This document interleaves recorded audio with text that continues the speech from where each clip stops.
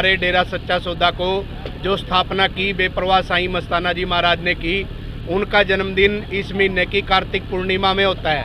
तो ये रोहतक जोन की जो साध संगत है, उन्होंने अपने सतगुरु जी का जन्मदिन मानवता भलाई के कार्य करके मनाया जी। क्या क्या कार्य किया आज साध संगत ने जैसे जो गरीब लोग हैं उनको फूड बैंक फूड दिया, और गुरु जी की शिक्षा से 130 जरूरतमंद परिवारों को ब्लैंकेट कंबल वितरित किए गए जी।